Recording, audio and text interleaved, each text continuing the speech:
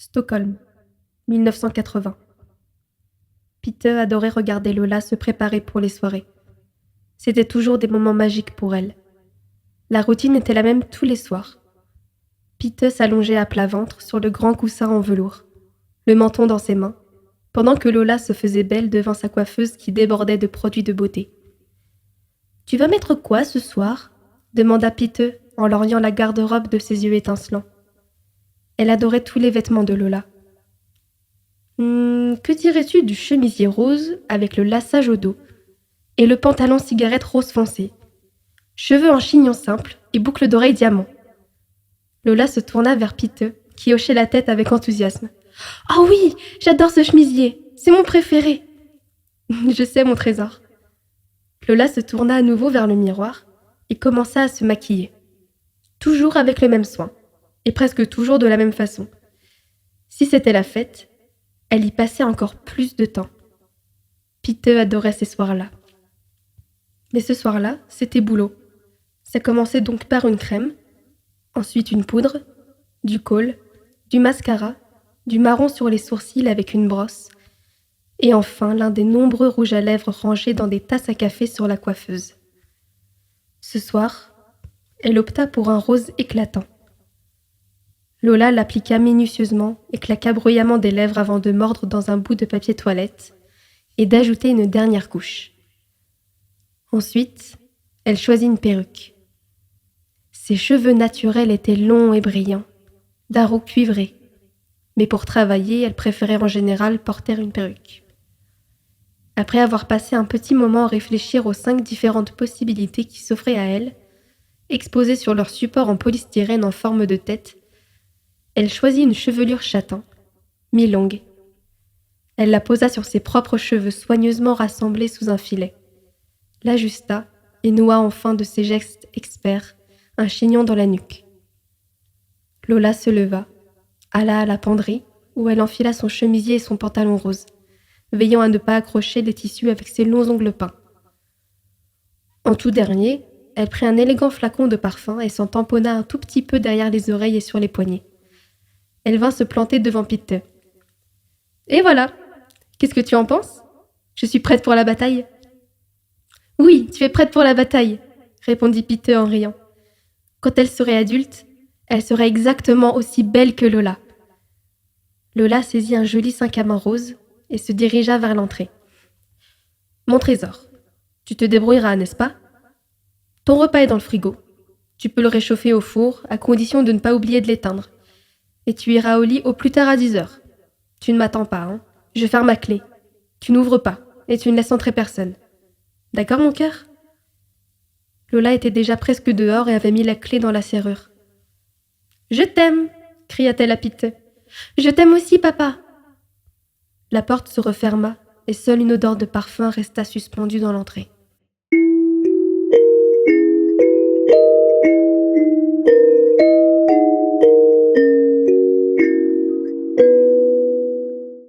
Bienvenue à toutes et à tous au Chapitre itinérant, le podcast dédié à la littérature étrangère.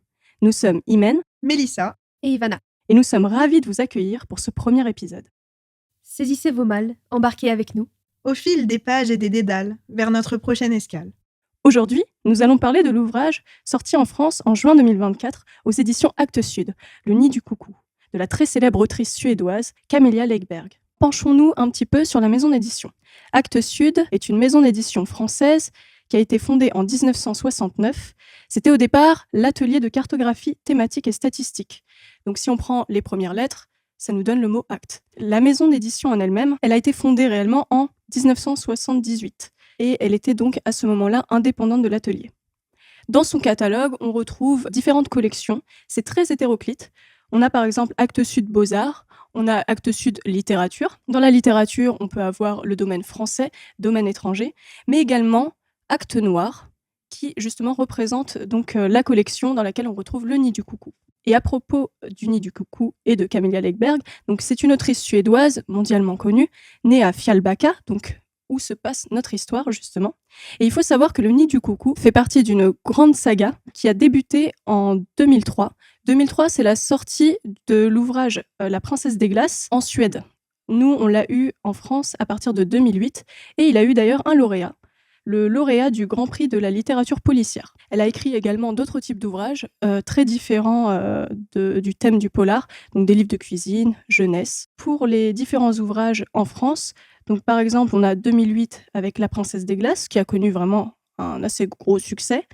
2009, Le Prédicateur, donc pareil, toujours avec les aventures d'Erika Falk, qu'on retrouve dans Le Nid du Coucou, mais également en 2009, Le Tailleur de pierre, qui a été véritablement un très très gros succès pour l'autrice. Camélia Legberg, elle a également créé d'autres séries, dont Martin Molin ou encore Faye. Aujourd'hui, nous allons nous concentrer sur Le Nid du Coucou et on va un petit peu vous résumer cette petite histoire tout d'abord pour pouvoir se mettre un petit peu dans le contexte, un petit peu dans le bain. Donc, on se trouve à Fialbaca avec le couple Boer qui fête ses noces d'or. Pour l'occasion, ils appellent tous leurs proches, tous leurs amis, mais plusieurs drames vont venir entacher leur célébration.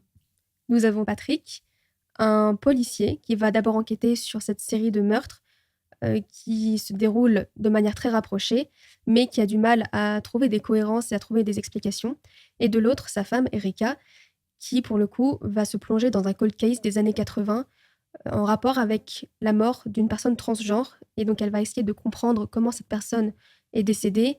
Et elle comprend peu à peu que finalement, ces histoires sont peut-être liées. Donc maintenant qu'on vous a un petit peu expliqué le résumé du livre, les filles, j'aurais envie de vous poser quelques petites questions, mais avant ça, petit disclaimer à toutes les personnes qui nous écoutent pour le podcast. Sachez que pour éviter un maximum de spoil pour les gens qui n'auraient pas lu le livre et qui souhaiteraient le lire, on va faire ce podcast en 2 parties. Donc là, la première partie va commencer tout de suite. Quand on arrivera à la deuxième, on vous fera signe également que la deuxième partie commence. Donc, si vous n'avez pas lu le livre, vous pouvez écouter la première partie, il n'y aura aucun spoil à ce moment-là. Par contre, à partir de la deuxième partie, on va aller de manière un peu plus intense dans l'histoire, potentiellement spoiler différents passages, voire la fin. Donc, j'invite toutes les personnes qui n'ont pas lu le livre, mais qui souhaiteraient le lire, de ne pas écouter tout de suite, en tout cas, la deuxième partie. Voilà. Donc, les filles, pour Le Nid du Coucou, alors moi j'aimerais déjà vous poser la question de quel est votre avis général sur le sujet. Donc là, je parle vraiment dans la globalité du livre.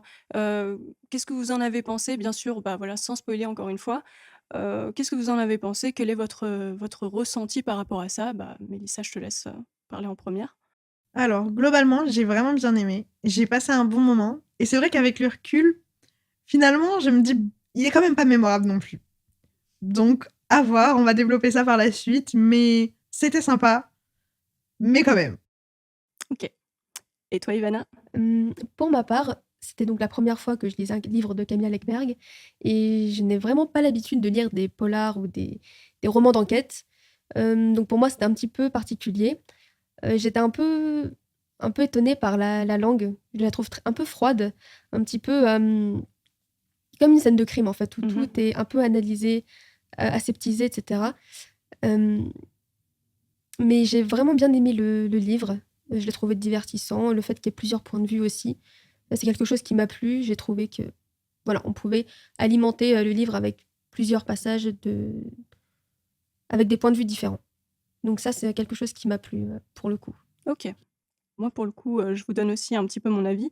Alors, j'ai pas lu beaucoup de polars dans ma vie et je n'avais jamais lu Camélia Legberg, mais j'ai été agréablement surprise de ce livre. Je trouve que voilà, il tient bien en haleine le lecteur. Voilà, l'histoire était drôlement intéressante. C'est marrant, la froideur de l'écriture, parce que moi, pour le coup, je l'ai pas tant ressenti ce truc-là. Donc voilà, même si j'ai des points potentiellement qui ont pu me déranger parfois et tout ça, je reste quand même sur l'idée que c'était une bonne lecture. Donc voilà. Et d'ailleurs, je voulais vous demander un petit peu sur le style d'écriture et la narration. Justement, comment vous l'avez trouvé en fait par rapport à peut-être d'autres ouvrages? Si vous avez lu d'autres ouvrages un peu dans le même genre, ou même en comparaison à peut-être même d'autres styles que vous lisez de base? Je lis pas forcément souvent de polar ou de thriller. Mais justement, c'est vrai que ce qui est drôle, après Le Nid du Coucou, j'ai lu un autre petit thriller justement dans la foulée. Et en fait, je me rends compte que je pense l'écriture, elle est souvent un peu sans fioriture. En fait, dans ces genres-là, je pense que ça fait partie du du genre, en fait, on a besoin d'avoir quelque chose d'assez brut, sans forcément être violent. Ça dépend forcément des romans, mais on a besoin de quelque chose de plus brut, c'est ce qui marche le mieux, je pense. Et là, dans le cas du Nid du Coucou, j'ai pas relevé de défauts concernant l'écriture en elle-même. Enfin, si, quelques répétitions des fois. Ça m'a gênée. Et du coup, ça a amené quelques lourdeurs aussi. Par contre, j'aime beaucoup le fait qu'on ait une pluralité de points de vue. Ça, j'adore, en fait, de manière générale, dans tous les romans, j'aime beaucoup. Mais c'est vrai que là, c'était un peu perturbant parce que, je sais pas si c'est parce que je l'ai lu en numérique, mais des fois, c'était pas toujours clair quand on changeait de point de vue. Donc, les filles nous diront si en papier, elles ont eu le même ressenti, mais des fois, c'était pas très, très clair, les changements de point de vue. Pour ma part, donc comme je l'avais dit un peu tout à l'heure, oui, pour moi, la langue, elle était un petit peu froide. Alors, je ne sais pas si c'est propre à la littérature scandinave vraiment, parce que je n'ai pas du tout l'habitude de lire des livres voilà, qui viennent soit de Suède, de Danemark, de Norvège, etc. Et moi, ce qui m'a étonnée, c'est la langue assez crue. C'est vrai que plusieurs fois, elle utilisait vraiment des mots, enfin des termes sans passer par quatre chemins, quoi. Enfin, voilà. Et par rapport à ça, j'étais assez surprise. Et pour revenir à ce que tu disais, Mélissa, sur le changement de point de vue, en tout cas, sur le livre papier, il y avait bien des démarcations. Donc peut-être qu'en livre numérique, c'est différent. Moi, j'ai pas été trop perturbée par ça, pour le coup. Après, c'est vrai qu'il y avait des personnages. Je me demandais la pertinence vraiment de les ajouter à l'histoire. Oui, c'est Et vrai.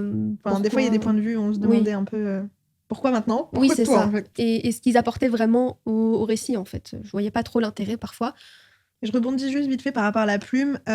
Pour avoir lu un roman islandais, il me semble, si je ne dis pas de bêtises, non, pour le coup, ça peut être très très poétique et doux, voilà, Oui, c'est je me vraiment, posais je la pense, question. vraiment le côté que ce soit un polar en fait, qui fait que c'est peut-être plus froid et plus brutal. Après, moi, je pense qu'il y a aussi, par rapport à la narration et à cette histoire justement de la différence entre le numérique et le papier, il y a aussi un autre gros point dont on a parlé quand on a fait la description, de Camélia Lekberg, c'est que l'ouvrage, il fait partie de toute une saga et le fait qu'elle ait pris, cette action, ce choix du nombre de personnages aussi, il est quand même, enfin, c'est très particulier de choisir différents enfin, c'est pas vraiment des points de vue d'ailleurs parce qu'on est toujours, on est un petit peu un personnage externe à Oui, c'est vrai. l'histoire, mais on suit vraiment, la vie d'un tel ou d'un tel. C'est séparé soit par des chapitres, mais aussi dans les chapitres, il y a des séparations qui sont faites par des retours à la ligne, où on comprend qu'en fait on a changé de personnage et sauf que, je pense que le souci là-dedans, c'est que enfin, c'est risqué en fait de prendre ce choix-là, de mettre parce que véritablement dans le livre, ce qu'on peut retenir quand même, c'est qu'il y a plusieurs personnages. Alors on aime ou on n'aime pas, hein, à ce niveau-là, mais ça peut mener forcément à des confusions du fait que ça soit une saga. Je pense que j'oublie souvent ces détails du fait que on a choisi de commencer par le 11e tome d'une saga alors qu'on n'avait eu aucun tome qui avait été publié avant. C'était un peu une prise de risque. C'est ça. Oui, et je pense qu'aussi, comme on l'a évoqué tout à l'heure, donc c'est le 11e tome. Et moi, j'étais pas du tout au courant qu'il y avait plusieurs tomes avant. Et je pense que ça Ouais. peut expliquer aussi pourquoi il y a beaucoup de personnages qu'on ne connaît pas dès qu'on commence le livre. Et en fait, ils sont pas forcément présentés parce que ils sont déjà là dans les volumes précédents. On n'a pas besoin de les représenter encore pour la 11e fois. Mmh. Et je trouve que voilà, faut être au courant quand on commence le Nid du Coucou que forcément il y a un contexte déjà établi et que ça peut être difficile à comprendre et de faire le lien entre les personnages. Et ça peut justement perdre un petit peu à la lecture si on commence par celui-là. Et j'ai une autre question à vous poser qui est là plus d'ordre, alors pour le coup Mélissa, tu auras peut-être moins un avis, enfin quoique, on a les livres avec nous, donc si tu peux avoir un avis direct. C'est, là de parler de l'objet livre, le travail d'Actes Sud avec Actes Noir qui est quand même très, très connu. On connaît d'ailleurs cette esthétique des livres Actes Noirs. Moi personnellement, ça me rappelle directement Millennium, vu que, c'est Actes Sud qui l'a sorti également, hein, donc voilà. Qu'est-ce que vous pensez de l'objet livre, mais l'objet livre dans la collection Actes Noir, en fait, tout court? Qu'est-ce que vous en pensez? Première de couverture, l'illustration que l'on voit avec, cette petite fille avec plein de petites poupées dans ses bras, est-ce que vous avez, un avis là-dessus? Pour le coup, avant de lire vraiment Le Nid du Coucou, j'avais déjà vu plusieurs fois des panneaux publicitaires avec des livres de Camilla Läckberg. Et quand on s'est dit qu'on allait lire ce livre-là, je me suis dit, ah oui, c'est ce genre de collection, enfin, c'est cette autrice avec toute cette sorte de livres qui ont vraiment cette patte, cette identité-là. Et j'ai tout de suite vu en fait quel type de livre c'était. Et je trouve que pour un polar justement, on ressent bien directement quand on voit la couverture que là, oui, ça va être une histoire assez sombre avec certaines complexités, que vraiment c'est fait pour les adultes. Et oui, je trouve qu'on ressent tout de suite un petit peu cette ambiance un petit peu presque morbide, quoi, un peu sordide. Ouais. Et ouais, avec un peu cette petite fille qui revient dans chaque couverture. Assez étrange parce que c'est une adulte qui mène des enquêtes et on voit toujours cette petite fille et donc on se dit, ah, il y a quelque chose de dissonant un petit peu par là. Et voilà, ça donne un peu cette ambiance étrange, Glauque. voilà, qui intrigue un petit peu, quoi. Donc, concernant le livre, aujourd'hui, j'ai la chance de pouvoir l'admirer vu que vous l'avez. Je ne l'ai pas chez moi et c'est vrai que les livres d'Actes Sud, j'en ai pas tant que ça chez moi. En tout cas, je pense que j'ai tendance à les acheter en poche. En tout cas, je sais que premier truc qui m'a tapé dans l'œil, c'est quand même la couverture. Surtout pour le nid du coucou, allez savoir pourquoi. Moi, j'ai souvent, je fais mon petit repérage des prochaines sorties et généralement, de manière assez superficielle, je m'arrête d'abord à la couverture et je regarde donc et c'est ce qui m'attire en premier. Ensuite, je lis le résumé et si ça m'attire, ça va dans ma wishlist et sinon, adieu. Mais celui-ci m'avait tapé dans l'œil pour sa couverture, justement. Et c'est vrai qu'il y a quelque chose de glauque et en même temps qui attire quand même, je trouve. Enfin, ouais. C'est pour ça que j'avais eu déjà la tentation d'aller vers ce livre. Après, pour ce qui est... ça reste quand même assez classique, je trouve. C'est pas non plus... en fait, c'est emblématique, sans être quelque chose d'hyper travaillé non plus, quoi. En tout cas, c'est pas, j'ai pas envie de sonner condescendante, mais ça reste assez simple quand même. Je pense qu'après, de toute façon, c'est un peu l'identité visuelle d'Actes Sud fonctionne parce que voilà, encore une fois, on reconnaît leurs ouvrages grâce à ça.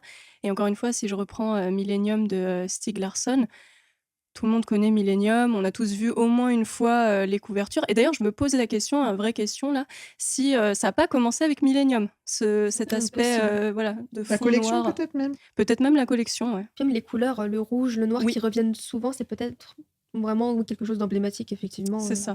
Et pour finir sur la première partie, je voulais savoir, est-ce que par hasard, vous pourriez me noter le livre sur 10 si vous deviez le conseiller à quelqu'un, si vous deviez donner une note? Oui, j'ai tendance à noter sur 5, donc 10, ça me perturbe. Il y a plus de possibilités. Et oui, mais comme ça, justement, on peut être un petit peu plus large dans le choix, quoi. Je pense que pour moi, je mettrais un 7 sur 10. Parce qu'il y a quand même des petites choses. Je dirais pas des points faibles, hein, c'est pas ce terme-là que j'utiliserais. Mais oui, des petites choses qui font que pour moi, des petites choses qui gênent, on va dire. Voilà. Mais qui est quand même agréable à lire, hein, malgré tout. Là, vous voyez pas ma tête, mais je suis en pleine hésitation. Parce qu'en fait, sur 5, je mettrais un 2,5, sauf que sur 10, ça fait 5, et 5, je trouve que c'est un peu dur quand même. Mais 6, ça me semble quand même un peu... Enfin, 5,5, allez, 5,5. Il y a le droit au demi. Il y a le droit au demi. On est tolérant. On va peut-être pas faire 75 et 0,25. Je ne pousserai pas jusque-là, mais 5,5. Ok. Moi, j'hésitais un petit peu justement avec un demi, mais je pense que je mettrais vraiment 8 pour le coup. Parce que, moi, je pense que j'ai été la plus hype, là, en tout cas, c'est ce que je remarque. Je suis la plus dure, mais c'est venu après. Vraiment, post-lecture, je pense que j'aurais mis un 6,5 ou un 7 post-lecture. Et en fait, après, la hype, elle est très vite redescendue et je me suis dit, quand même, ouais. Je pense qu'on aurait fait justement, peut-être en gros l'inverse, toi et moi, parce que quand je l'ai terminé, j'ai toujours un besoin de digérer ce que je lis. Et souvent, mes notes sont plus salées en quelque sorte quand je viens de finir de lire un livre. Sauf cas giga exceptionnel, mais il y a des ouvrages, moi, qui m'ont énormément marqué. Mais il a fallu que j'attende un peu plus longtemps pour vraiment me dire « Ah ouais, mais non, en fait, c'est un banger, quoi. Ce livre-là est un véritable banger. » Alors qu'au moment où je l'ai terminé, je me suis dit « Oh, il m'a saoulé, je le referme. » Voilà. Mais ça marche dans les deux sens. Hein. Il y a des livres pour lesquels ça peut me faire le même effet, dans le sens où je vais le finir et je vais le sous-estimer et me rendre compte par la suite que vraiment, j'y pense en bien et qu'il m'a marqué beaucoup plus que ce que je pensais. Ça. Donc ça m'arrive aussi, mais là, pour celui-là, je sentais quand même que la hype allait redescendre. Parce que en fait, c'est vraiment, j'ai été prise dans les derniers chapitres, le fait de, tu veux savoir ce qui se passe, t'es quand même, t'es happé par l'histoire et là, tu veux plus le lâcher, donc j'ai quand même eu ce ressenti. Mais finalement, pour des raisons que j'expliquerai un peu après, la note a fini par baisser finalement. La première partie est terminée. On va donc passer à la deuxième, qui est donc la partie où si vous êtes une personne qui souhaitait lire le livre, mais ne voulait pas vous faire spoiler, vaut mieux Vous voulez vous éviter. faire spoiler en toute connaissance de cause, vous pouvez rester également. C'est ça, exactement. Enfin, voilà, vous voyez, en tout cas, vous savez que là, on part sur la deuxième partie. Et ça va Et spoil que- sévère. Et ça va spoil sévère, ça va spoil le sale. donc, donc voilà, là on part sur cette deuxième partie, comme dit. Et donc les filles, je voulais savoir un petit peu, là on va partir déjà sur le début de l'ouvrage. Est-ce qu'il y a des choses que vous avez à dire déjà sur le début de l'ouvrage, des choses qui vous ont marqué, des choses qui vous ont... je vois que Mélissa, elle fait des gestes avec ses mains, vous ne la voyez pas, mais elle fait des gestes avec ses mains. Nous Alors, t'écoutons, Mélissa. beaucoup de personnages. Alors j'aime ça, il n'y a pas de problème. J'aime ça, je l'ai dit. Mais beaucoup trop de personnages tuent le personnage. C'était un peu mes premières impressions. Parce que justement, j'étais perdue. Il y a trop de monde dans tous les sens. Et le temps de pouvoir faire un lien entre chacun d'entre eux, franchement, c'était compliqué. C'était laborieux. Une fois qu'on sait qui est qui, franchement, c'est même agréable pour le coup. Mais au début, j'ai pataugé. Hein. Faut savoir aussi dans le nid du coucou, c'est que, comme ce qu'on vous a dit tout à l'heure, c'est que c'est une suite donc des aventures de Erika Falk et de Patrick. Ça veut dire aussi... T'as senti aussi que j'ai pas dit le nom de famille?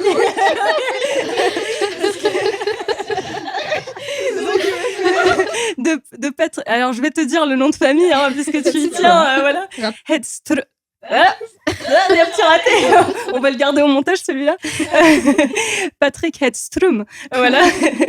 Donc, en fait, comme on suit les aventures d'Erika et de Patrick, voilà. En fait, on a vraiment tout ce qui est en lien avec l'enquête, le cold case. Donc, avec tous les personnages qui sont liés à Erika. Et surtout donc, à Patrick, finalement, vu que c'est ceux voilà. qui sont au commissariat. Hein. C'est ça. En fait, il y a Erika qui fait ses petites recherches de son côté, tout ça, mais on découvre des nouveaux personnages, mais donc ils sont décrits, voilà, on sait qui ils sont et donc on arrive à les retenir. Mais de l'autre côté, avec Patrick et toute son équipe de policiers, là, par contre, si on n'a pas lu les autres livres, ce qui est notre cas, à toutes les trois, on est très perdus. Moi, je vous avoue Hyper que... vite. Ouais. Notamment avec les collègues, c'est ce que je disais tout à l'heure. Parfois, je voyais pas vraiment l'intérêt d'entrer dans les détails de certains personnages, dont les collègues de Patrick, par exemple. En fait, oui, je comprends. Et en même temps, maintenant qu'on redit que finalement c'est une saga, ça fait sens aussi, en fait. Oui, c'est ça. En fait, c'est que comme on connaît pas vraiment les personnages, on sait pas s'ils ont eu une importance dans les livres précédents ou si effectivement, ils sont juste là pour le décor, en quelque sorte, ou si vraiment, ils ont eu une importance précédemment. Mais c'est vrai que là, faudrait qu'on lise en fait les autres pour savoir si on a raté des choses. C'est ça. En fait, il faut le prendre vraiment comme un fragment de leur vie à eux dans ce commissariat. Et par contre, ceux dont on va vraiment avoir beaucoup plus de précision, c'est vraiment le couple Bauer, par exemple, et tous ceux qui gravitent autour d'eux. Donc même là, c'était quelque chose. Hein. Oui, et voilà, dans le début de l'histoire, c'est vrai que je pense qu'on est d'accord toutes les trois là-dessus pour dire qu'au début, c'est épuisant de... Enfin, j'utilise le terme épuisant, je ne sais pas si c'est le bon terme, mais c'est quelque chose quand même de réussir à comprendre qui sont tous les personnages, en prenant en compte justement qu'après, il y a le commissariat qui rentre aussi dans le lot de nouveaux persos qu'on découvre.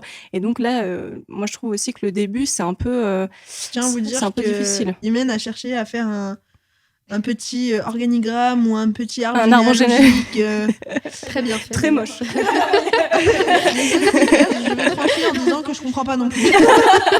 Exactement. Non, mais j'ai essayé de le refaire, comme je le disais, aux filles, j'ai essayé de le refaire 5 fois, ça n'a pas marché. Voilà, ce n'est pas concluant. C'est artistique, quelque part. Ouais, bon, c'est de l'art abstrait, quoi. Je vais dire ça comme ça. Et pour rester un petit peu au début, est-ce que vous avez eu des... Parce que moi, j'ai des exemples en fait de situations où il y avait des choses qui étaient un peu bizarres et qui menaient à la réflexion. On sait qu'on va être dans une enquête policière, même avant qu'il n'y ait le premier meurtre ou quoi que ce soit, moi j'étais giga attentive, je pense que vous aussi, giga attentive en mode alors est-ce qu'il n'y a pas des petits indices par-ci, par-là? Il a posé son couteau à droite et pas à gauche. Voilà. On cherche à analyser tout. Non mais c'est ça. On cherche à analyser tout. On a envie de savoir, voilà. Et c'est vrai que, alors pour le coup, c'est très marrant parce que les éléments que j'ai pris du livre au début, en tout cas, ce ne sont que des trucs qui ont aucun rapport avec l'enquête, voilà. Et moi, j'étais là, petite détective toute pourrie. Je me suis rendu compte du mot pourri après. Hein. Moi, il y avait le passage avec on a donc comme on vous l'a dit, dans l'histoire, on a le couple Bauer et ce couple, ils ont 2 enfants, donc Ricard et Peter. Et les 2 sont en couple et Ricard, il est donc avec une femme qui s'appelle Tilde. Je sais qu'au tout début de l'histoire, Ricard paraît très bizarre, elle aussi d'ailleurs, la nana, mais très bizarre. On dirait qu'il y a un secret derrière, en eux, quoi. Voilà, on comprend pas très bien. Les personnages forcément les moins fréquents, c'est vrai qu'à un moment donné, ils ont plus la lumière sur eux quand il y a l'enquête, etc. Mais c'est vrai qu'ils n'ont pas non plus une importance très très marquée, je trouve, par rapport à d'autres. En fait, ils ont zéro charisme. Je ne serais pas allée jusque-là quand même. C'était la petite remarque comme ça. Heureusement que ce sont des personnages fictifs. Oui, par rapport aux autres, je trouve que c'est ceux qui manquent de charisme, quoi. Même Peter, qu'on a vu une fois ou deux, franchement, je trouve qu'il a plus de présence. Ouais, je dirais pas ça. Je dirais que Ricard, de toute façon, il incarne un peu l'échec. L'échec, oui. Un peu la sangsue de la famille, finalement. Oui, voilà. Je pense que c'est un petit peu fait exprès, notamment parce que ils sont un peu tournés en ridicule quand même dans l'histoire. C'est un peu les gens qui profitent vraiment de leur famille. Il va se révéler plus tard aussi problématique, mais voilà, ça va être un petit peu les rebuts de la famille, ceux qui sont un petit peu l'épine dans le pied finalement. Oui, parce que limite, il faudrait qu'on refasse un peu. Enfin, en fait, non, c'est ce qu'on est en train de faire justement, de vous présenter un peu l'arbre généalogique. L'arbre généalogique. Normalement, c'est vrai que la deuxième partie, les personnes qui sont sur cette deuxième partie, vous avez certainement lu déjà l'ouvrage, mais pour ceux qui ne l'auraient pas lu et qui ont quand même envie de savoir un petit peu, donc la famille, cette famille-là sur laquelle Patrick va enquêter. Hein. Donc on a Henning père et Elisabeth mère Bauer, qui sont donc tous les deux. Henning est un grand écrivain très célèbre qui est très proche de l'Académie suédoise qui est très très célèbre. On sait. Hein. On sait. Grosse tête. Hein. Très talentueux. Voilà, très très très talentueux et qui lui il est assez proche de l'Académie suédoise qui potentiellement il y a des rumeurs comme quoi il va recevoir un titre de cette académie. Il y a plus que des rumeurs, parce qu'au début du roman, en soi, il me semble qu'il a l'appel comme quoi vous allez avoir le prix Nobel de littérature. Oui, j'en parlais plus du côté de ceux qui ne le savent pas encore, mais oui, effectivement, il reçoit un appel pour même confirmer, lui dire en tout cas à lui que oui, il va le recevoir. Alors que normalement, déjà, c'est pas très... C'est pas trop dans les pratiques de le... Voilà, c'est pas très correct. Voilà, c'est ça. Donc, il y a ce petit côté-là. Elisabeth, c'est sa femme. Donc, elle fait partie de la grande famille Bauer. D'ailleurs, je souligne un point, mais ça devrait pas être important à notre époque, mais c'est souligné dans le livre. C'est que Henning, il a pris le nom de famille d'Elisabeth parce qu'elle fait partie justement d'une grande famille. Et donc, il s'appelle Henning Bauer de ce fait-là. Et donc, Elisabeth, elle gère une maison d'édition, pour le coup. Elle est éditrice. Et donc les deux ont donc 2 enfants, donc Ricard qui est donc en couple avec Tilde, une femme qui est assez, je dirais, le cliché un petit peu de la femme qui profite. Voilà. C'est ça. Donc voilà. De l'autre côté, Peter, il sort avec Louise. Louise, c'est la personne, en fait, c'est l'assistante de son père, donc de Henning. Elle est là, en fait, elle gère tout. C'est la seconde main. Voilà. Le bras droit un petit peu. C'est ça. Voilà. Ça peut être du je te sers un verre d'eau à je cache des choses. J'organise vos noces d'or. Voilà. Et je cache aussi vos méfaits. Vos méfaits. Je vous couvre. Voilà, exactement. Donc vraiment, Louise, là-dedans, elle a vraiment une part centrale dans la vie de cette famille. Et donc, elle est la compagne de Peter. Peter qui a eu un premier mariage avec Cécilie. Je confonds toujours avec un autre personnage, Esther. Mais avec Cécilie, qui, elle, est décédée à la suite donc elle faisait un jogging et puis elle a été renversée par quelqu'un. Voilà. Donc elle est avec Peter, qui a donc déjà 2 enfants de son premier mariage, Max et William. À côté de cela, donc les Henning et Elisabeth, en gros, on suit pas mal leur vie à eux et surtout pas mal leur cercle d'amitié. Voilà, le cercle d'amis qu'ils ont. Et dans leur cercle d'amis, ils ont donc un photographe qui s'appelle Rolf, qui lui avait une première femme, donc Esther, qui est décédée. Il s'est mis ensuite avec Viviane, une femme plutôt, je dirais nonchalante et pas Discrète, en fait, discrète, qui voilà. vit un peu dans son ombre, quoi. C'est comme ça Complètement. qu'elle est décrite, en tout cas. Oui, voilà, c'est ça. Elle vit vraiment dans son ombre. Elle est aussi, je trouve qu'elle est un petit peu une petite main, un peu à la manière de Louise, d'une certaine façon. Je leur trouve Ouais, une, oui. Oui. une certaine connexion. Je sais Bah, pas. c'est elle qui gère un petit peu Pour Rolf. voilà, tout ce qui est administratif. Enfin, j'ai l'impression qu'elle s'occupait un petit peu de enfin, les coulisses un petit peu de son métier, quoi. C'est ça. Comme je le disais, on a Henning et Elisabeth. Ils sont amis avec Rolf et Viviane, mais également avec Ole et Suzanne. Donc, alors, ces deux personnages-là, moi, je vous avoue que ça a été mes... Bête noire. en fait, c'est surtout, je n'ai pas arrêté de me dire, c'est sûr, eux, ils ont fait quelque chose, c'est sûr. Pourquoi ? Parce que le personnage de Ole est Très problématique. J'aime bien, j'ai juste commencé le truc. Vous étiez lancé dans les méchancetés. De toute façon, c'est un personnage qui n'est absolument pas sympathique, encore moins que Ricard. Oui, voilà. Ole, il a quand même. Donc, si je ne me trompe pas, donc Ole, il est. Il fait rien. Non, je rigole. Ils ont tous les deux un lien avec l'Académie suédoise, justement, encore plus que Henning à ce niveau-là. Leur implication, elle est plus importante que Henning, vu qu'il. De ce que j'ai compris, Suzanne, je crois, travaille pour l'Académie suédoise. Voilà. Et Ole, c'est plutôt qu'en fait, il profite un peu de la notoriété de sa femme. Et à côté, il a les mains baladeuses, et c'est un goujat. Voilà, je vais utiliser ce terme pour rester poli. Oui. Très poli. Voilà. Donc pour moi, ça a été un peu les bêtes noires dans l'histoire, comme tu l'as dit, je crois, Mélissa. Donc voilà. Donc oui, Ole et Suzanne. Et donc on a ce groupe d'amis-là, et aussi...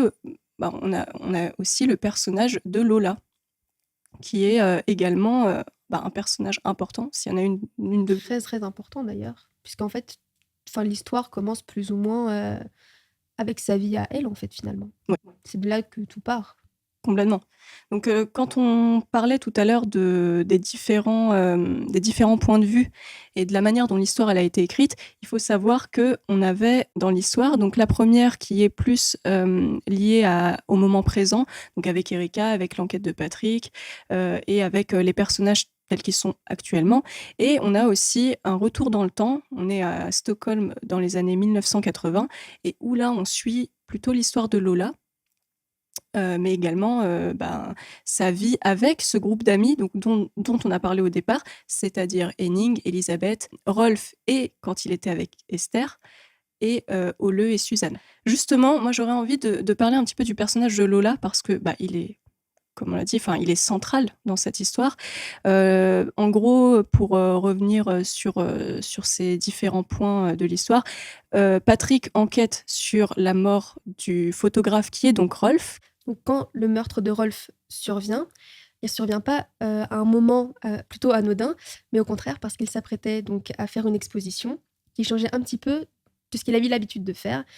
Et donc, suite à sa mort, avec l'enquête de Patrick, sa femme Viviane raconte qu'il comptait faire une exposition sur le thème donc, de Lola, leur amie, qui a perdu la vie donc, dans les années 80. Et donc, ça nous met un petit peu la puce à l'oreille parce qu'on se dit, tiens, est-ce que c'est en lien avec cette exposition ? C'est quand même un petit peu bizarre qu'il soit assassiné juste avant de faire une exposition un peu inhabituelle. Et donc, c'est comme ça qu'Erika, qui fait des recherches sur Lola, parvient un petit peu à faire le lien entre l'assassinat de Rolf et la mort mystérieuse du personnage qu'est Lola, qui n'a jamais été vraiment élucidé et autour duquel il y a vraiment plein de mystères et plein de choses inachevées. Il y a pas mal de choses à dire, je pense, en fait, sur l'ouvrage. Déjà, les filles, est-ce que vous êtes doutées de la fin de l'histoire ? Voilà, on va rentrer dans le... J'imaginais pas la fin. Au contraire, comme je n'ai pas du tout l'habitude de lire des polars, j'ai toujours un peu cette excitation un petit peu de me dire comment est-ce que l'auteur ou l'autrice va réussir à relier un peu les éléments, surtout quand c'est une affaire qui date d'il y a plusieurs années, comme là en l'occurrence. Ouais. Je me dis toujours comment est-ce qu'il ou elle va réussir à imbriquer les éléments entre eux. Donc j'ai toujours un petit peu cette excitation par rapport à ça. Et pour autant, je ne m'imaginais pas quelque chose de simple, juste c'est lui le meurtrier, c'est elle la meurtrière, voilà. Et mais j'arrivais pas à imaginer non plus une fin qui soit très tirée par les cheveux. Donc, j'essayais de faire gaffe un petit peu tout au long de la lecture pour aussi déceler des petits indices, me dire ah tiens, c'est Il y en a peut-être cette beaucoup, hein. personne. Il y en a beaucoup. Et donc, je me suis doutée de plusieurs choses. Petit spoil. Notamment du fait qu'en fait, ce soit donc Pete qui s'est vengé en fait plusieurs années après, mais comme on précisait bien dans le livre qu'elle était morte, elle était censée être morte dans l'incendie, je me suis dit bon, bah finalement cette théorie tombe un petit peu à l'eau. Mais c'est vrai que ça m'a un peu titillée au début avant de me rappeler qu'elle était censée être morte, quoi. Et pareil, je me suis dit ah Lola a dû avoir une liaison avec l'un des amis du groupe de Blanche en fait. Et pour moi c'était assez pas évident non plus, mais enfin, on pouvait facilement être mis sur la piste, en fait. T'as pensé à Henning directement? Pas Henning, moi je pensais à Rolf au début. Ouais, j'ai pensé à Rolf, Ouais. mais par contre, moi, j'ai très vite eu le pressentiment que Henning, il avait volé les livres. Ah ouais Moi, ouais. pour le coup, ça m'a pas du tout effleuré l'esprit. Si. Ouais, pareil. Ouais, les livres, pas du tout. C'est vraiment la dernière minute, quoi. Pour moi, quand ils ont quand même beaucoup insisté sur le fait que Lola, elle écrivait, qu'elle voulait pas le montrer. Oui, c'est vrai. Et que... et justement, je me dis, pour moi, elle est morte pour ses livres. Et je vous l'avais dit, hein, avant même de finir. Parce que bon, fun fact, j'étais la plus en retard dans cette lecture pour le livre du podcast. Je pouvais me permettre de leur faire des petits commentaires en mode ah, je pense que ça va être comme ça et ça va être comme ça. Elle pouvait juste pas me répondre puisqu'elle ne pouvait pas me spoiler. Mais au moins, ça me permettait de mettre un peu mes réflexions en avant. Et ouais, non, là pour le coup, la liaison, ouais, j'ai pensé à Rolf, pas à Henning, mais je me doutais que Henning, il y avait une histoire de Lola, ses livres, ils ont été piqués, quoi. Moi, pour le coup, c'était par rapport à Piteux parce qu'il y avait cette histoire, un moment dans le livre, on a un chapitre où donc Piteux invite son petit voisin Sig à venir jouer à cache-cache chez elle. Et Sig se retrouve donc caché dans la malle. Et en fait, comme dès le départ, on nous dit que l'enfant qui est retrouvé donc, était dans la malle, Ouais, cache-cache. j'ai commencé à me dire, ouais, potentiellement, Piteux, elle est peut-être encore vivante. Et si elle l'est, elle sait peut-être des choses, il y a peut-être une histoire de vengeance derrière, il y a peut-être quelque chose, mais ça pouvait justement se lier à Rolf, pour le coup. Parce que Oui. justement, on voit que ça n'a pas ça n'a pas de lien, mais c'est vrai que moi, ça a été un peu, ça a été un peu une certitude au début, quoi. Donc voilà. Qu'est-ce que vous avez à dire d'autre sur, je sais pas, les différents personnages? On pourrait parler de Lola, d'ailleurs. Le personnage de Lola qui est assez complexe. Bah, j'ai trouvé que c'était le personnage le plus Humain. Ouais. Oui, bah c'est vrai en fait. Je trouve que c'était quand même un personnage très peut-être le plus abouti. Je sais pas dans toutes ses facettes. Je trouve qu'on y retrouvait de la sensibilité, de l'humour, beaucoup d'intelligence.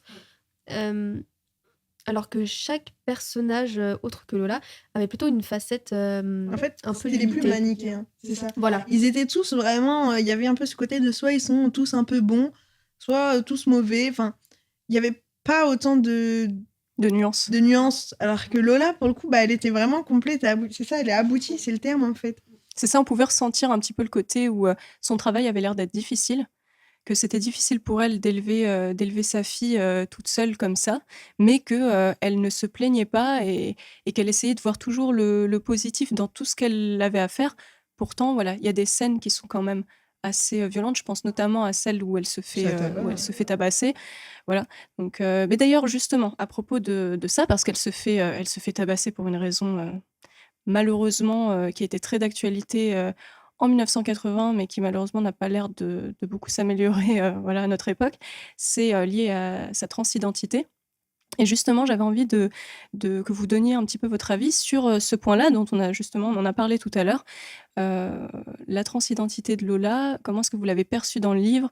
Quels ont été les éléments potentiellement qui vous ont dérangé sur la manière d'aborder ce sujet par l'autrice? Des fois, ça manque de naturel, justement. Et c'est ça. J'ai pas de. Bon, ayant lu sur ma liseuse, j'ai pas, moi, plein de petits post-it, hein, mais en tout cas, le ressenti était que sur certains passages, ça semblait vraiment l'aspect.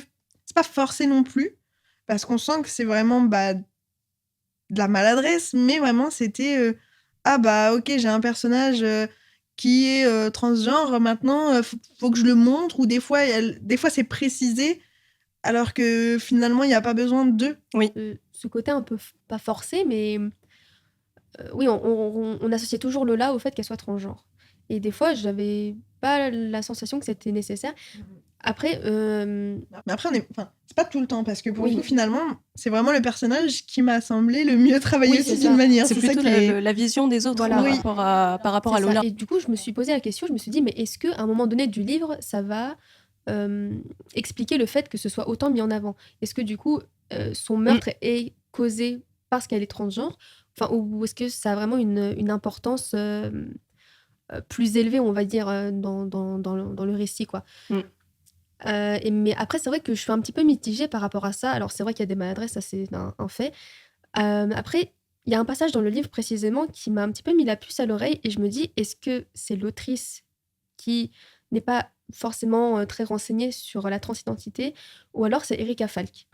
Parce que à un moment donné dans le livre, il y a la sœur d'Erika Falk, donc Anna, qui reprend sa sœur, qui reprend Erika en disant mais pourquoi est-ce que tu précises toujours que c'est une femme transgenre et pourquoi tu dis pas femme tout court en fait? Et c'est à ce moment-là je me suis dit alors oui effectivement elle a raison et donc est-ce que c'est Camilla Läckberg qui enfin voilà qui glisse un petit peu sur ce terrain ou alors est-ce que c'est vraiment Erika qui n'est pas du tout habituée à côtoyer des personnes transgenres qui enfin voilà qui a un petit peu du mal avec ce terme et enfin je sais pas si c'est très clair ce que je dis. Et qui comprend pas, oui, et de quelle manière Voilà, elle elle devrait. doit l'être C'est désignée en comme fait.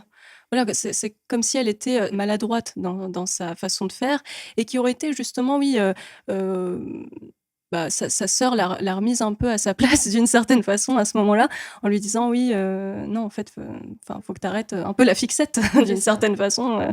Voilà. Bah, moi aussi, il y avait ce passage-là avec Anna, bah, je trouvais ça bien. Je me disais, ah bah, parce que jusqu'à ce passage-là, j'ai vraiment trouvé plein de passages où je me disais, mais je comprends pas là, pourquoi est-ce qu'on insiste autant sur sa transidentité? En C'est fait, gênant. Ouais. je suis d'accord et en même temps, je suis en train de me dire, mais finalement, vu qu'elle était en train d'enquêter, Erika, est-ce que c'est pas pour ça qu'elle le précisait?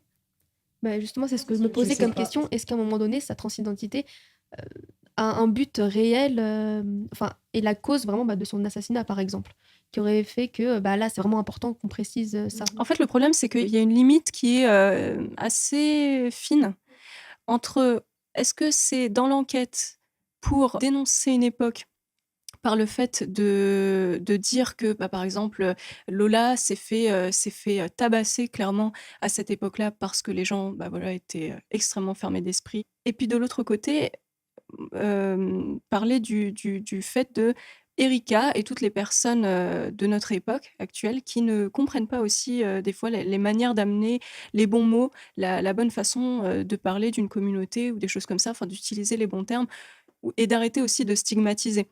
En fait, moi, j'avais l'impression que Camélia Legberg, elle était entre 2 vagues, il y a un côté où c'est l'enquête, bah, c'est pour suivre un peu l'époque, donc on reste un peu à parler de transidentité, dans le sens où beaucoup de gens voyaient ça d'un mauvais œil et cetera, mais ça dénonce d'une certaine façon pour nous en tant que lecteurs.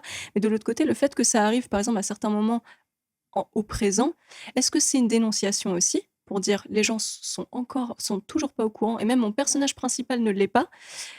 Est-ce que peut-être elle voulait pas trop se mouiller non plus sur une prise de position très Voilà, très claire et c'est ouais. ça. Donc ça laisse en fait un gros mystère sur ce point-là. Donc d'ailleurs, n'hésitez pas, toutes les personnes parce que nous, comme on l'a dit, nous ne sommes pas de la communauté trans, à nous faire vos retours là-dessus.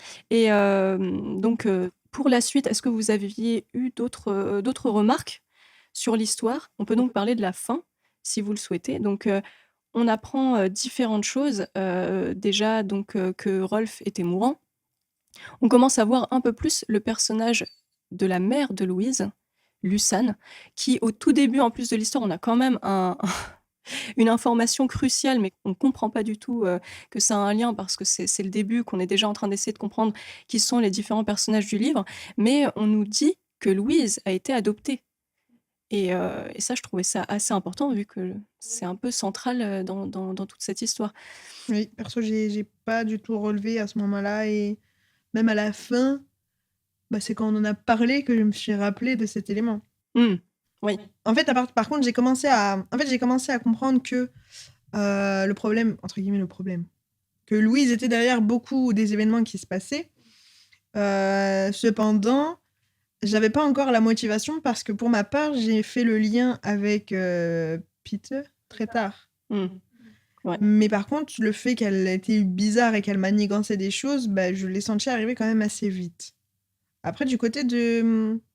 ce qui est très drôle, c'est que comme il y a plusieurs morts, plusieurs meurtres même, finalement, c'est faire le lien entre chacun. Au début, on est en mode, mais on a envie qu'il y ait qu'un seul coupable, Oui. finalement. C'est ça aussi qui nous mène un peu en bateau parfois, c'est le fait qu'on cherche un seul coupable. Et bah, ici, non, il y en avait plusieurs.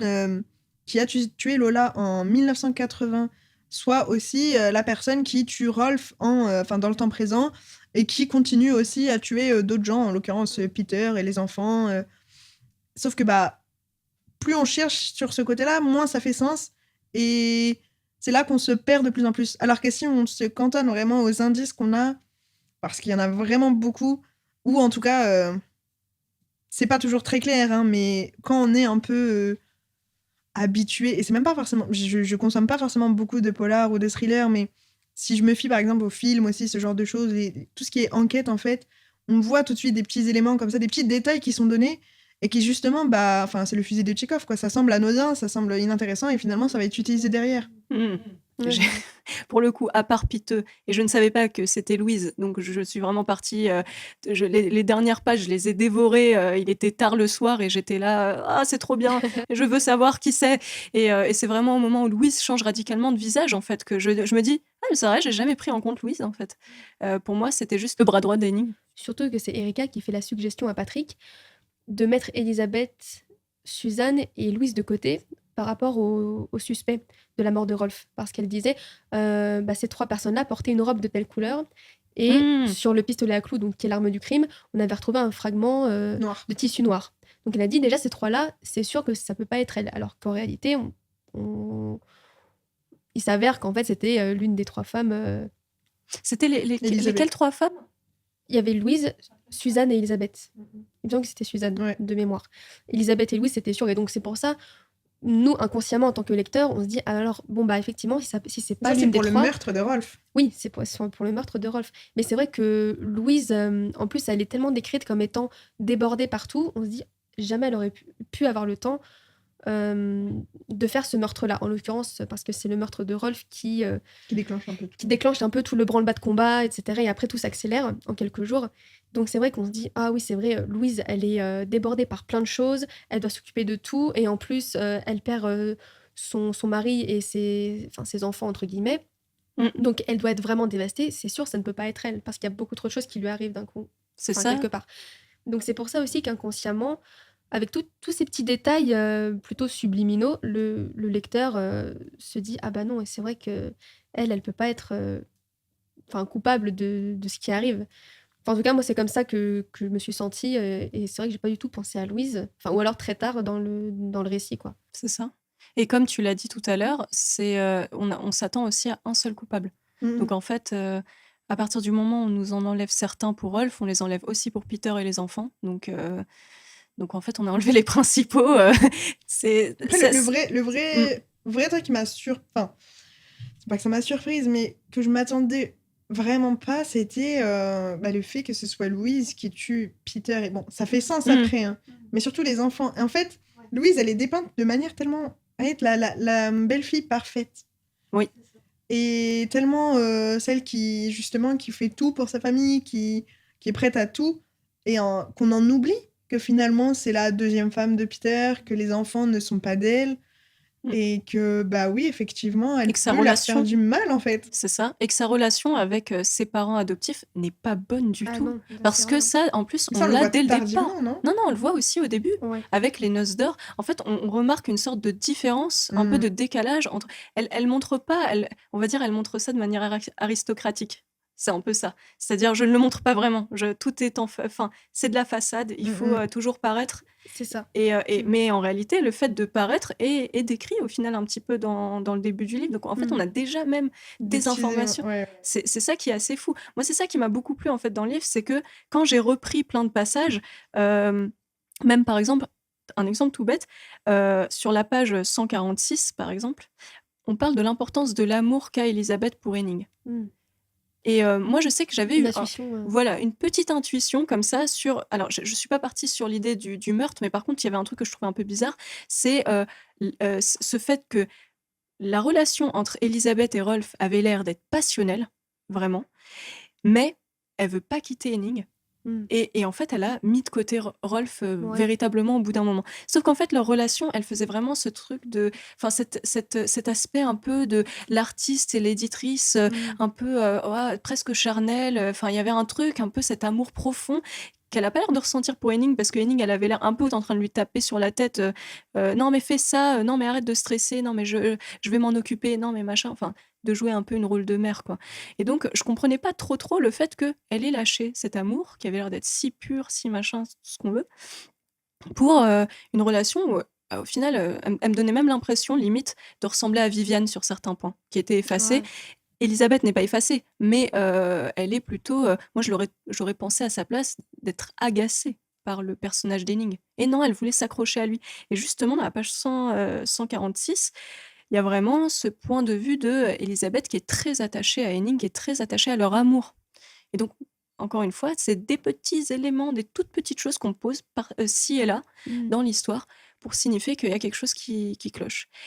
Et d'ailleurs, en parlant de quelque chose qui cloche, moi, il y a un truc, et je m'en veux de ne pas y avoir fait attention du tout, alors qu'il était gigantesque, hein, c'était gros comme une maison, et parce que c'était un chapitre entier, c'est le passage où Henning est stressé. Il y a donc la mort de Peter et les enfants. Et là, il est stressé de quoi? Que l'Académie suédoise n'accepte pas de lui Décerner le prix décerner. Nobel. Et ça, alors, je sais pas pourquoi, moi, dans ma tête, je suis passée à côté. Peut-être Mm. à cause de toutes les informations qu'on avait autour autour, en Ouais, fait. parce qu'il se passe beaucoup de choses à ce moment-là. Donc, C'est ça. Mais c'est vraiment à la fin, je me suis dit: «Mais comment est-ce que j'ai fait pour passer à côté?» Et je trouve en fait que justement, moi je trouve que Camélia Legberg là-dessus, elle a été formidable. C'est qu'elle a réussi justement à me faire oublier un élément, elle a pris un chapitre entier pour en parler. Mm. Donc Oui, oui. et pas n'importe quoi. Le bonhomme, sa famille, son enfant et ses petits-enfants sont morts et lui, il pense à: «Est-ce qu'on va me donner le prix Nobel?» Mm. Et il appelle donc l'académie, pour en être sûr. Je trouve ça dingue. Dans ce sens, petit indice aussi, parce que je suis pas sûre de voir totalement le chapitre dont tu parles. Est-ce que c'est celui où il essaye d'écrire et justement il arrive pas du tout à écrire et il panique Et à un moment, oui, il est dans son bureau. avec son truc qui clignote parce qu'il sait pas écrire, parce que de toute manière il n'a jamais écrit. Il y a une première fois où il y a ce passage-là vraiment tout seul, mais là, c'est quand Peter et les enfants, il venait juste de mourir vraiment. Et après, il est Mais de il les nouveau a dans. carrément appelés même. Hmm. Il me semble qu'il a carrément appelé le... Oui, l'académie. Oui, Ouais, il a appelé l'académie. l'académie, voilà. Mais c'est un peu plus tard. Je crois qu'il est de nouveau justement devant son ordinateur. Et puis là, en fait, alors que Peter vient de mourir il y a peu de temps, il commence à se dire, oui, mais Mais justement que 2 fois il n'arrive pas à écrire. Mm. Ça montre bien que lui, par lui-même, il n'arrivera jamais à l'obtenir. Et Oui, que c'est c'est pas ça. son Ouais, travail. oui. Mais même Oui, le ça donne fait. des indices par rapport à ça, c'est sûr. C'est ça. Et puis Après, même lui, il a le rien fait d'humain, qu'il. D'ailleurs, tu dis justement qu'il n'arrivera jamais à l'atteindre. Au final, c'est quand même Louise qui a tout fait pour qu'il ne l'ait pas. Parce que quand il a appelé l'académie, au départ, ils lui ont dit non, il n'y a aucun problème, ça va pas entacher, que ce soit les problèmes avec Blanche ou les décès de son Par fils. lui-même, hein, je disais. Hmm. Il n'arriverait jamais par lui-même. Ah oui, mais, Oui. mais c'est, pour moi, je veux dire, ça faisait un petit peu comme si le destin était dans tous les cas contre lui par son mensonge, quoi. Et que l'académie, même si au début, elle lui a dit, non, vous inquiétez pas, il y aura pas de problème. Il y a toujours quelqu'un, en fait, qui va faire en sorte que ça n'arrive pas parce qu'il ne le mérite pas de toute façon. Et donc là, pour le coup, c'est Louise qui avait. Bah, pour moi, c'est ça, c'est une satisfaction. Puisque tu disais, est-ce qu'on a aimé la fin ou pas, est-ce qu'on a été déçu. Mm. Pour moi, j'ai trouvé qu'il y avait quand même une satisfaction, même si effectivement Louise, enfin c'est impressionnant en fait la façon qu'elle a eu de tout retenir en elle pendant des années, d'avoir menti à tout le monde et de s'être fait passer pour quelqu'un qu'elle n'était absolument pas. Et j'ai trouvé ça vraiment fascinant quelque part. Bien sûr, c'était terrifiant aussi. Mais de voir qu'une personne peut mentir pendant des années comme ça. Et en fait, elle a donné une leçon à chacun d'entre eux, vraiment Oui. spécifiquement, bon, sauf à Viviane, puisqu'elle n'était pas encore là, et elle avait rien vraiment à voir dans cette histoire. Mais que vraiment, elle ait réfléchi à un plan pendant des années, comment punir chacun d'eux.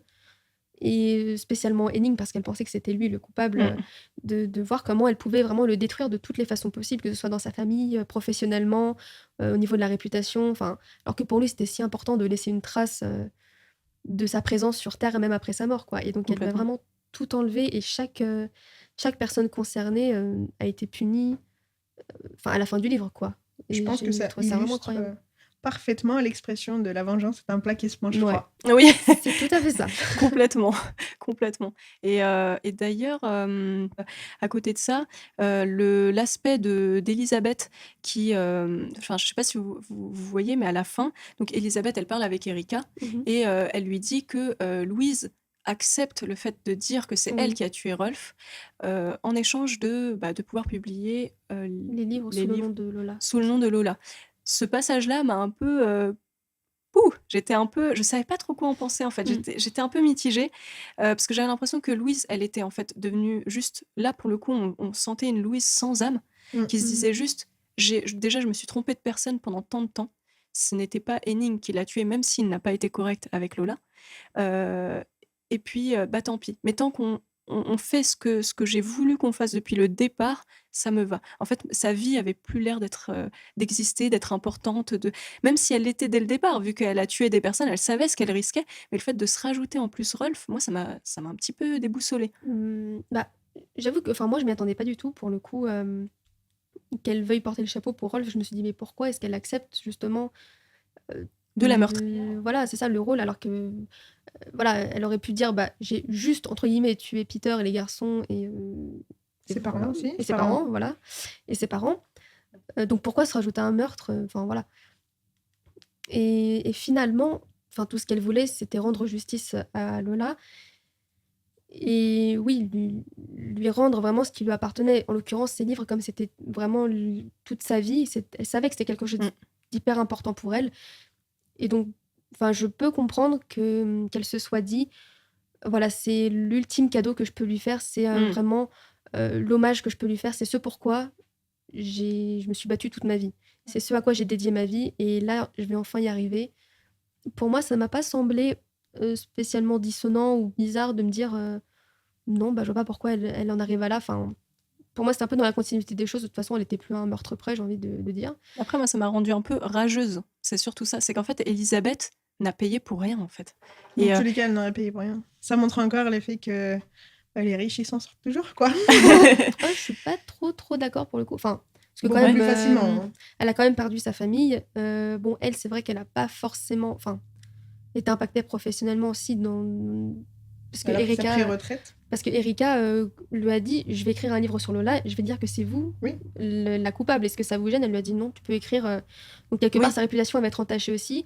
Henning, il a fini complètement, hors de lui-même. En fait, il est devenu Lui, il est handicapé à vie. Donc finalement, elle aussi, elle a perdu, enfin beaucoup dans l'histoire, j'ai l'impression.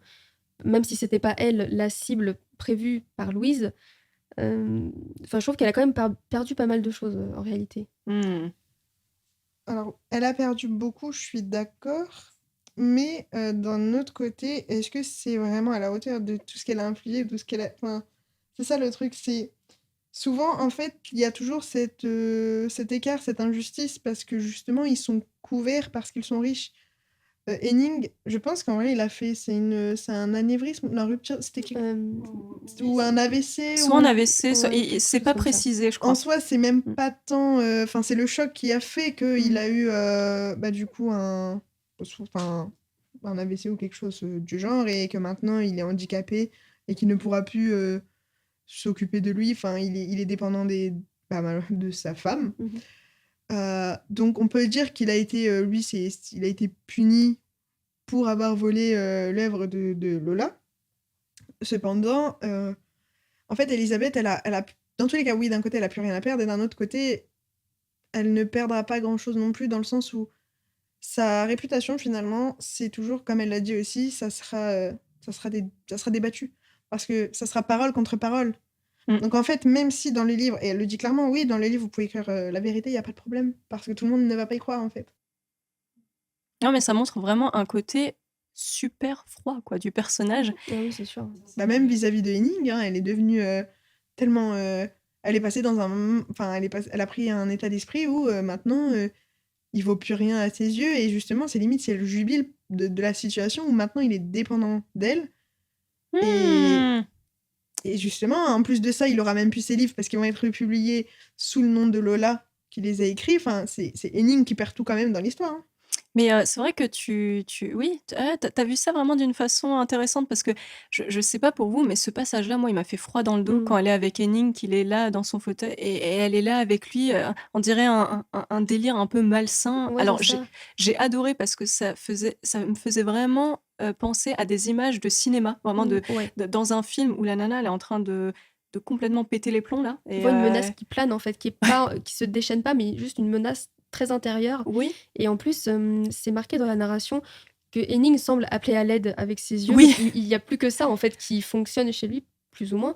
Et c'est marqué qu'il semble appeler Erika à l'aide. Et en fait, il sait très bien qu'il est condamné, même s'il est déjà bien, il est condamné à être dépendant d'Elisabeth, qui, oui. elle aussi, éprouve une rancœur et une haine pour lui. Mm. Bon, enfin, comme on disait, qu'elle a toujours plus ou moins eu, parce que voilà, elle a découvert qu'il avait une liaison avec Lola. Mais qu'il a, comme ça, éclaté vraiment au grand jour. Enfin, là, elle la cache plus vraiment, quoi. Donc, il sait très bien ce qui l'attend. Complètement. Et elle aussi, je pense qu'effectivement, elle jubile que là, pour le coup, ce soit elle qui l'ait entre ses griffes, quelque part. Et d'ailleurs, Elisabeth, elle joue le vrai gros rôle de la méchante parce que elle a comment dire, euh, elle a quand même une relation extra-conjugale avec Rolf, Mm. mais elle ne supporte pas le fait qu'Henning en ait une aussi. Oui. Et d'autant plus, bon bah elle, c'est d'autant plus parce que elle est transphobe.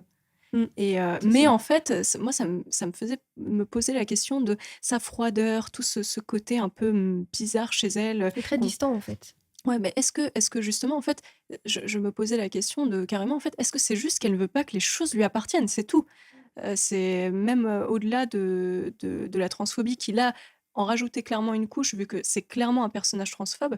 Mais je veux dire, elle donnait l'impression, parce qu'au début du livre, justement, on la voit qui décide même des vêtements d'Henning, à lui dire qu'est-ce qu'il doit mettre et tout ça. Il y a une sorte de contrôle hyper malsain Oui, c'est et tout ça. ça. Et quand on les retrouve à la fin avec lui dans le fauteuil qui demande à l'aide avec ses yeux et machin et tout, c'est vraiment, elle joue le rôle du giga vilain, quoi. Ouais, ouais, ouais. Mais c'est L'antagoniste par giga excellence, C'est ça. qui finalement n'est pas réellement puni pour. Mais elle est punie, encore une fois, comme. Enfin, voilà, des toutes petites Elle a pris choses une comme ça. pré-retraite. Ouais. Elle a pris une pré-retraite. Elle a toujours son argent. Elle a toujours l'argent de sa famille. Enfin, pour moi, elle s'en sort bien. Hmm. Après, je trouve que ce qui comptait réellement pour elle, à ses yeux, c'était sa famille, qui lui a été enlevée, et Blanche aussi.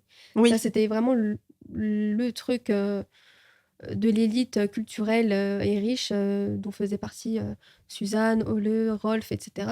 Là, Blanche est complètement dissoute. Elle a perdu les membres de sa famille. Son mariage est complètement détruit aussi, alors que c'est ce qui fêtait à l'origine.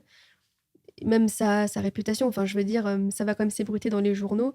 Même si Erika va écrire le livre et qu'elle elle est persuadée qu'il y a des gens qui vont pas croire ça, tout ce remue-ménage avec Louise, ça va forcément l'entacher dans sa réputation de grande famille riche de Suède.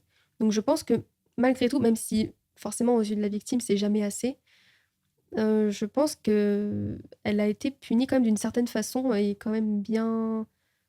Enfin, quand même pas mal, je trouve.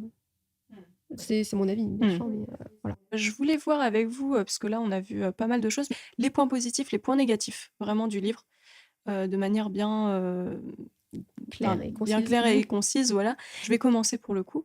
Et pour moi, dans les points négatifs, je vais commencer par les points négatifs, comme ça on garde le bon pour la fin. Dans les points négatifs, et là je vais vraiment reprendre l'histoire depuis le début et vraiment tous les points qui me viennent en tête.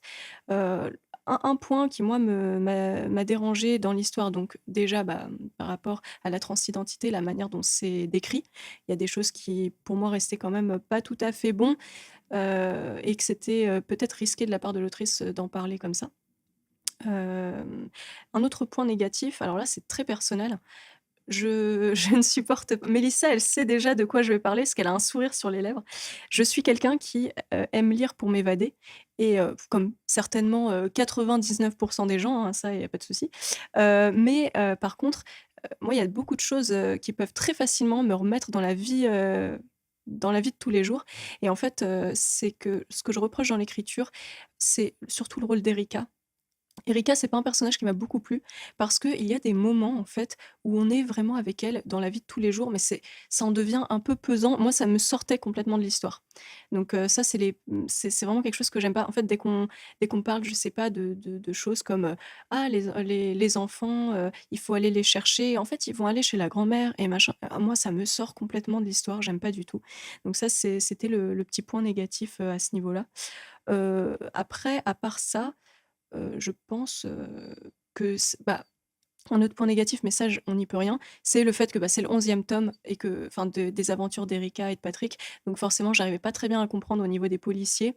Et que, comme il y avait l'air d'y avoir des histoires derrière et tout ça, c'était un peu dommage pour moi de pas connaître un peu plus ces personnages-là. Donc, de pas pouvoir m'y attacher aussi, d'une certaine façon. Mais ça, c'est une critique sans en être une, parce que il faut simplement que je lise les 10 autres tomes. Et là, je pourrais revenir en disant ok, je comprends mieux tout le monde et c'est bon, je le retire des points négatifs. Mais voilà. Pour les points positifs, je dirais que moi j'aime bien voilà l'écriture. J'aime beaucoup le fait qu'elle ait choisi de choisir des temporalités différentes, le fait qu'elle ait pris autant de personnages aussi, parce que j'ai trouvé que quand même au bout d'un moment on comprend bien qui est Henning, qui est Viviane, qui est un tel.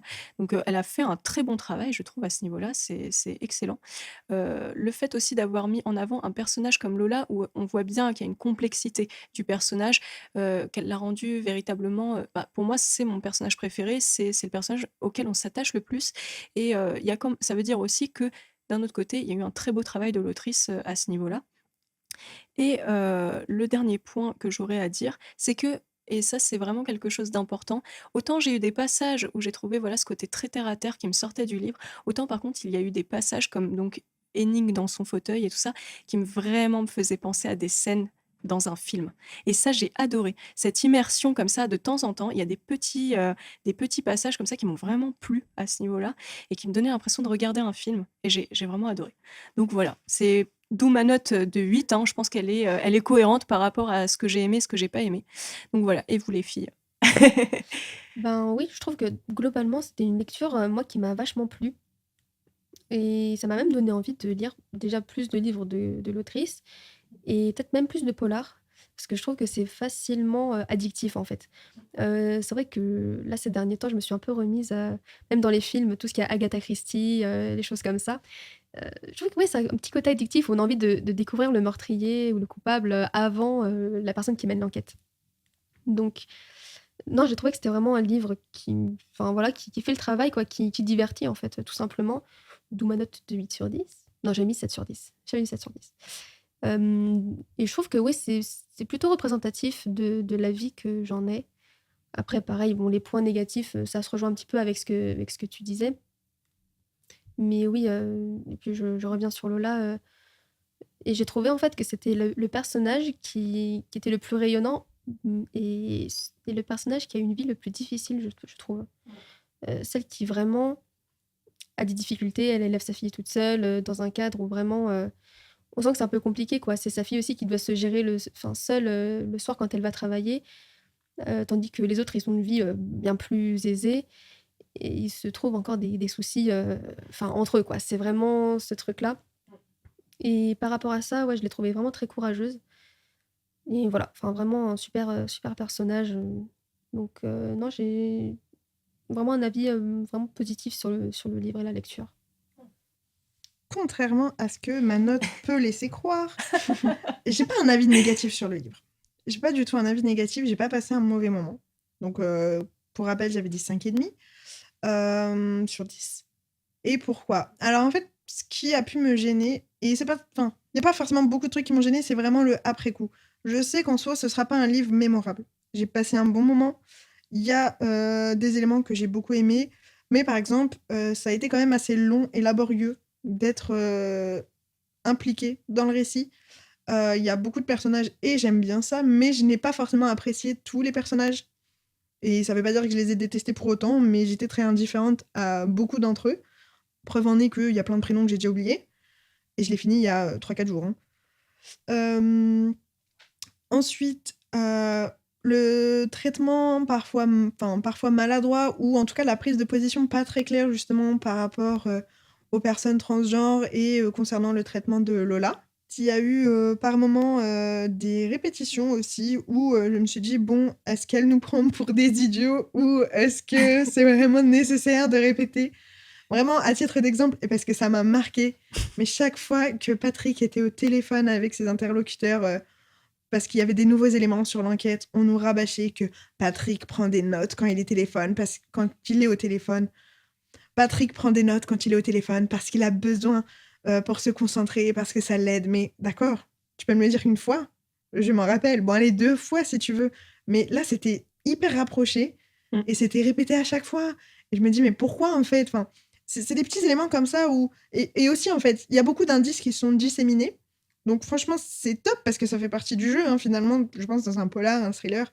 C'est un peu le but d'essayer de nous enfin surtout dans les polars vu que c'est une enquête, de nous mettre des indices et de voir, bah, ce qu'on va réussir à saisir et ce qu'on va pouvoir interpréter. En l'occurrence, il y a pas mal de choses que j'ai vues venir.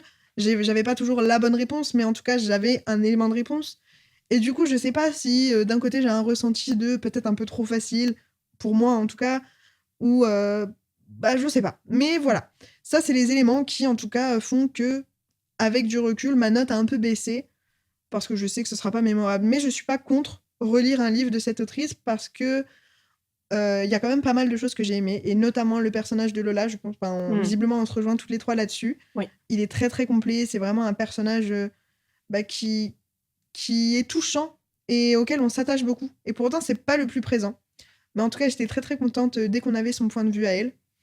Ensuite, le fait que le temps était un peu capricieux et tout, je trouve que ça rajoutait quelque chose à l'ambiance et c'est vrai que moi j'ai du mal à imaginer les scènes, mais par contre, tout ce qui va être côté météo ou quoi, bah, là par contre j'ai vraiment une ambiance qui se crée dans ma tête. Ouais. Donc ça m'aide beaucoup, à me sentir, plus impliquée dans le récit et je pense qu'on va s'arrêter là, hein. On dirait que j'ai pas dit beaucoup de trucs positifs, mais en vrai c'était sympa quand même. Bah, d'ailleurs, petite fun fact, alors ça, je l'ai vu sur Wikipédia, je le dis quand même d'avance, mais le fait que l'autrice ait présenté les différents épisodes avec, enfin la saga avec, Erika, à Fialbaka, bah, ça a permis à cette petite, ville qui était inconnue au bataillon de se faire connaître. Oh! Donc C'est vrai que ça aide, voilà, hein. les gens connaissent un peu mieux, Fialbaka maintenant, parce que voilà, c'était un petit coin de pêcheurs, tout tranquille, tout, voilà, inconnu. Ça se fait une petite Eh pub. ben, on ira Voilà. peut-être un jour, hein. Voilà, Bah ce oui. serait super, on ira parler, en Rendez-vous à suédois. Fialbaka. Voilà, exactement. Ne pas réussir à prononcer leur nom. Exactement. Faut nous pardonner si certaines prononciations étaient compliquées. Bon voilà, en tout cas, on va, finir, cet épisode, ce premier épisode, hein, on clôture le premier épisode, du chapitre itinérant. On espère que vous avez passé un très bon moment avec nous. Nous, en tout cas, c'est le cas. C'est On bien amusé. confirme. Complètement. On espère qu'il vous plaira. N'hésitez pas à nous faire des petits commentaires et à nous suivre sur nos réseaux sociaux que vous trouverez donc en barre d'infos. Merci beaucoup à vous et bonne soirée.